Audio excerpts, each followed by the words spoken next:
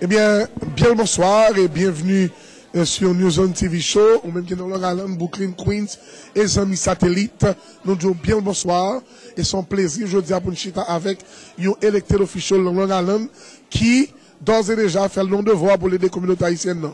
Et nous connaissons pertinemment HAUC Pachita, depuis après la catastrophe 12 janvier qui arrivait dans le pays d'Haïti. Eh bien, nous Pachita, nous aidé moun. Nous voyons manger, nous voyons cop, nous voyons médicaments. Et avec aide électeur officiel, ça eh bien, bah, ça arrive à bon port.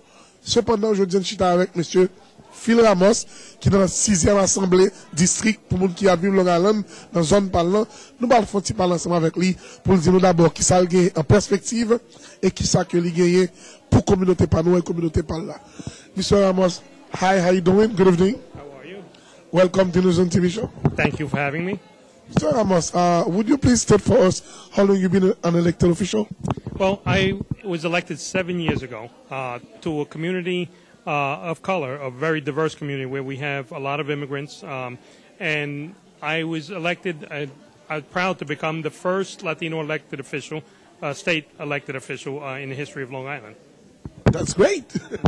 You should be proud of that, right? Yes, I'm very proud of that. And I'm proud to represent a district that has people that come from all different communities and that have lived through the same experience that my family has of being immigrants and coming to a new country. For 7 years, I know you are a native Puerto Rican, but you've been serving a lot of communities like Haitian, Puerto Rican, Peruvian, Colombian. What would you tell them as your achievements right now? Well, you know, and that's a common thing where people say, I've been serving a lot of communities. It's just one community. When we think about what a Haitian issue is and what a Puerto Rican issue is and what a Peruvian issue is, if you live in the towns of Brentwood, Bayshore, Central Islip, or a community of color, what are we concerned about? We're concerned about good schools, health care, low taxes, better quality of life. Those aren't Haitian issues. They're not Puerto Rican issues. They're not Peruvian. They're people issues. And what I have the pleasure of serving is a community of people who have come from the same experience in that, you know, whether they come from Haiti, Peru, Puerto Rico, they have come from a country where they've faced many difficulties and many people have left everything to sacrifice for the love of their families. And we all find ourselves in these diverse communities. So really representing all those different communities is not very difficult because the needs and the experience is the same. You definitely know that about the kind of stuff that happened in Haiti on January the 12th. And for the past couple of weeks, I've seen you very motivated to help the Haitian community. Can you let us know about it? Yes. After the terrible disaster that happened in Haiti, I think it touched the hearts of all Americans.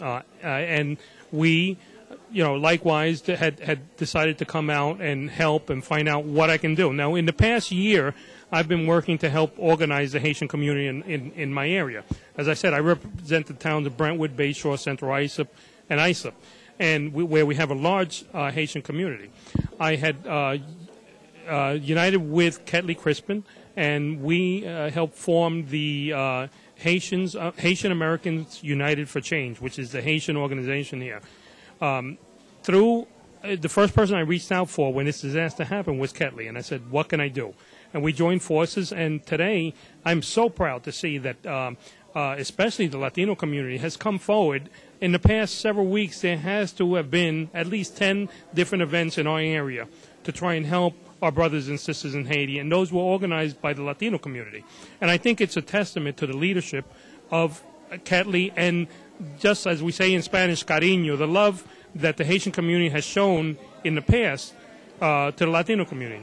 If we remember, there was about a year ago in El Salvador, there was an earthquake that a town got buried. There was a hurricane in Santo Domingo, and the Haitian community was present at all those events to help all those countries. So it just goes to show you that good faith produces more good faith. And yesterday it was El Salvador, Puerto Rico, Santo Domingo. Today is Haiti. And the Latino community has felt it their obligation to come forward and help their brothers and sisters. It's not one hand scratch the other.